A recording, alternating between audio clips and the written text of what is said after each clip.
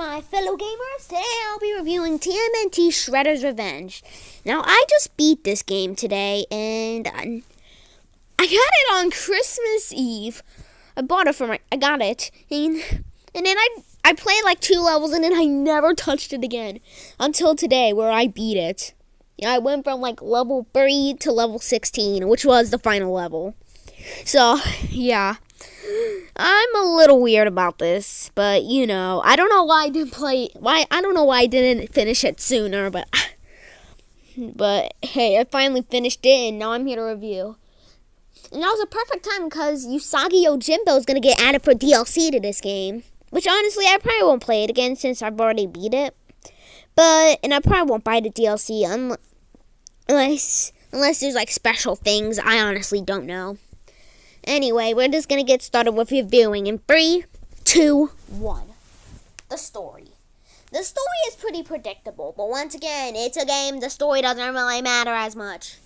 But the story is Shredder has taken over the world. Shredder's trying to take his revenge on the Turtles. And so they must go stop Shredder and the Krang from taking over the world. It's predictable, yes, but it's a perfect plot for a kind of game, and plus, this game is only like 2 hours long. How do you expect they'd be able to make a decent story? So I'm not going to blame it too much, Sometimes basic stories are okay, just as long as the other things are executed correctly, which we'll get to that later.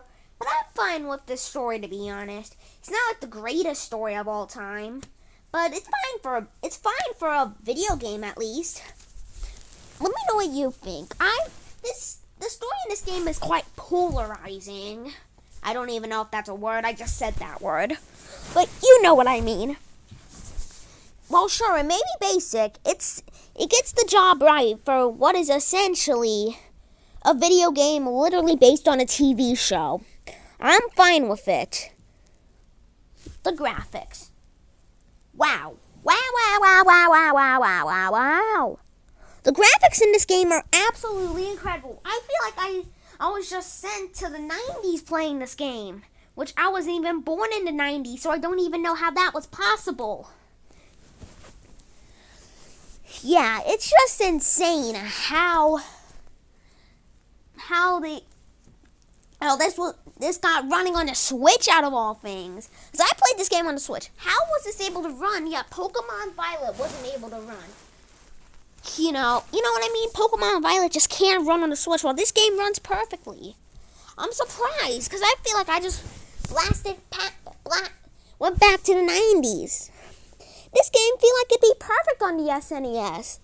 I wish they made like an SNES port. That'd be pretty funny. I mean, who owns an SNES? Not me. I use the SNES emulator on Nintendo Switch to play my SNES games.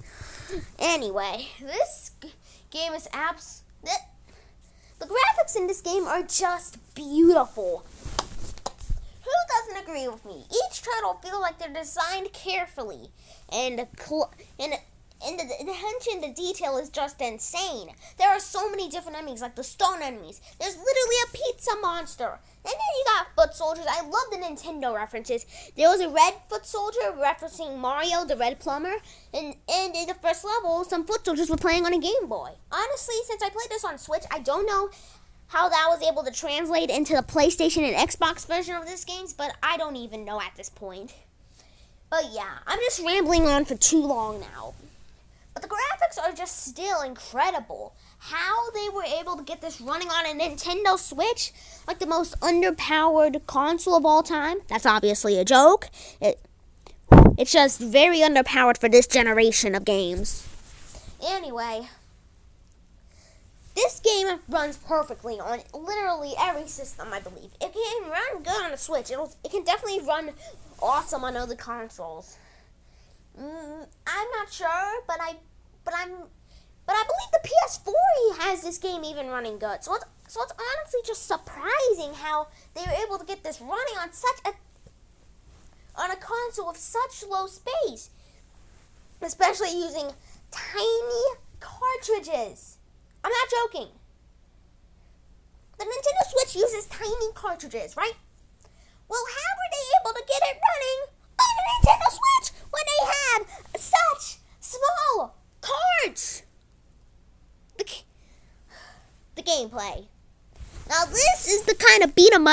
beat 'em up I like to see. No pun intended. But this film really got its revenge. Alright, I don't know why I said that. But you know what I mean. It definitely got its revenge on other beat 'em ups because of how amazing this game was. The gameplay feels strict and to the point.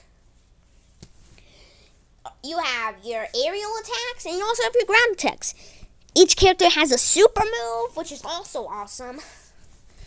And yeah, the gameplay just feels renowned, fresh, and a little bit of turtle soup. Alright, am I acting like Shredder or what now? But I do have one problem that does decrease. The length. This game is only about 2 to 3 hours long.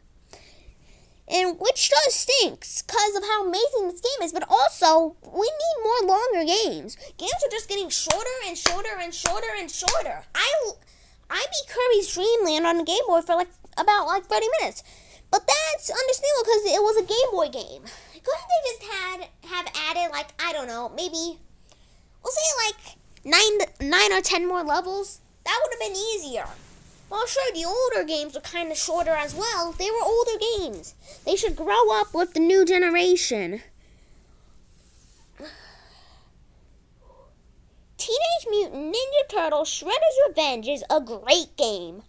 It has a decent story for a video game, amazing graphics, and gameplay that's strict and narrow to the point.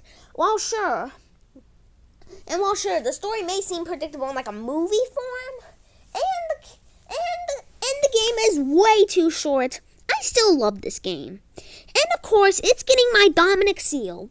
Now, do I have a sequel to this game? I'm sorry for asking. Jeez, but I just love this game.